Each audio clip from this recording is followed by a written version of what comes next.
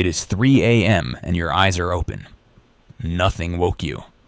You were asleep, and now you are staring at the ceiling in the dark as a small voice starts to panic. You have to be up in 4 hours. You tell yourself something is wrong with you. You reach for your phone and feel the dread tighten. But the real answer is far stranger. There is nothing wrong with you. That waking in the deep middle of the night is not a malfunction. It is a memory, your body doing what it did every night for thousands of years. You are not broken. You are remembering how humans used to spend the night. You think of sleep as one solid block. 8 hours, lights out, then a jarring alarm. It is the ideal you chase and feel like a failure for missing. But that single block may be one of the most modern things you do. A historian named Roger Ekirch spent years buried in old diaries and letters. Again and again, people mentioned their first sleep, and then, separately, their second sleep, not as a problem, as a plain fact of life. He found more than 500 such references across history. For most of history, people did not sleep in one block. They slept in two. You would go to bed after dark and sleep deeply for 3 or 4 hours. This was your first sleep. Then, in the dead of night, you would wake, not with a jolt, gently. You would stay awake for an hour or two in a calm, quiet state, then drift into your second sleep until dawn. That wakeful hour was not wasted. People prayed, tended the fire, talked softly with whoever lay beside them, and turned over their dreams, fresh from that first deep sleep. Here is the unsettling part. That gentle waking never left you. When you wake calm and clear-eyed for no reason, you may not have insomnia at all. You may be slipping back into an ancient rhythm the modern world erased. The panic is learned. The waking is not. So why did we lose it? The answer is light. For most of history, when the sun set, the world went dark, and the long night broke naturally into two halves. Then came the electric bulb. Evenings stretched past sunset. People slept later, and the two sleeps were squeezed into one until waking at night began to feel like a disorder. A sleep scientist named Jerome Siegel studied 3 groups who still live without electricity: the Hadza of Tanzania, the San of Namibia, and the Tsimané of Bolivia. 3 groups on different continents who had never met.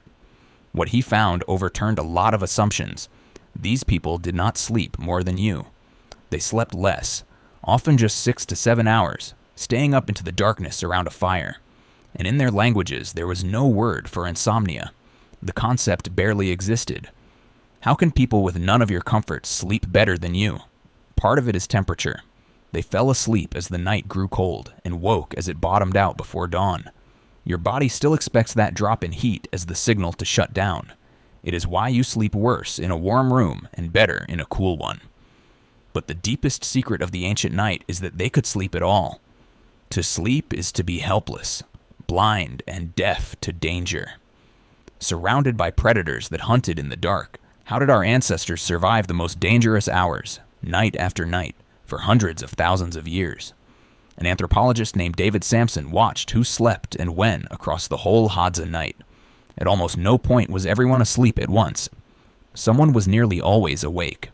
Not on guard, just naturally awake, because people slept and woke at different times, scattered across the hours.